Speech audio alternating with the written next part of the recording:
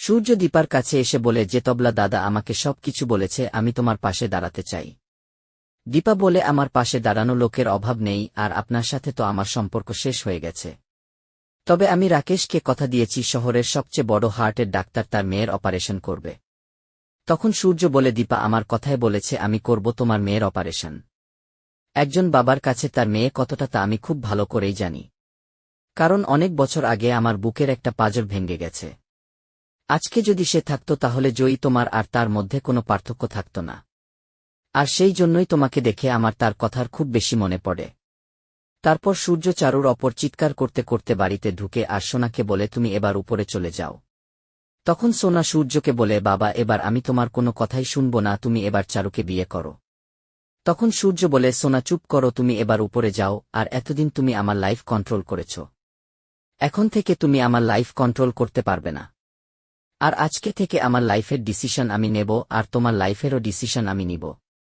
এইবার তোমার শরীর খারাপ করতে শুরু করবে, চিন্তা করো না, ওয়ার্ল্ডের সবচেয়ে বড় ডাক্তার আমি তোমাকে দেখাবো। তবে তোমার যদি এখানে থাকতে ভালো না লাগে তাহলে আমি তোমাকে একটা বোর্ডিং বা হোস্টেলে পাঠিয়ে দেব।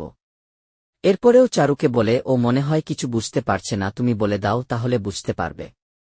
তারপর সূর্য মাথা গরম করে সোনাকে উপরে ঘরে আটকে রেখে তারপর চারু সামনে এসে দাঁড়ায়।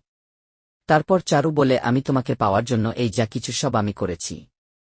সূর্য বলে পাবে না, তুমি কখনো আমাকে পাবে না। আর তোমার এত বড় সাহস কি করে হলো তুমি আমার ওয়াইফের এত বড় ক্ষতি করতে? আর আজকের পর থেকে আমার মেয়েকে আমার লাইফ কন্ট্রোল করতে দেব না, তাহলে তুমি নিশ্চয় কিছু বুঝে গেছ। তারপর সঙ্গে সঙ্গে সেখানে মিশকা এসে সোনাকে তার মায়ের বিরুদ্ধে উস্কানি দিয়ে কথা বলতে থাকে। তখন সোনা বলে তুমি যদি মিশকা আন্টি হয়ে থাকো তাহলে তুমি আমাদের বড় শত্রু। তারপরে সোনাকে জল আনতে বললে, তারপরে কারো সামনে এসে দাঁড়ায়। তারপর চারু বলে আজকে তোমার জন্য সূর্যর কাছে আমি কতটা নিচে নেমে গেলাম। তখন মিশকা বলে তুমি আমাকে দোষ দিও না, তাতে তোমার বিপদ আরও বাড়বে। তুমি চেষ্টা করো এই বিষয়গুলো অলি যেন জানতে না পারে। এদিকে দেখা যায় সূর্য রাকেশের মেয়ের অপারেশন করে আর সেটা সাকসেসফুল হয়ে যায়। এরপরে সেখানে মিডিয়ার লোকজন চলে আসে, কারণ এই প্রথমবার এত বড় একটা অপারেশন এই হাসপাতালে হল। এরপর সূর্য তার জীবনের সব ক্রেডিট তার ওয়াইফকে দেয়, মানে দীপা সেনগুপ্তকে।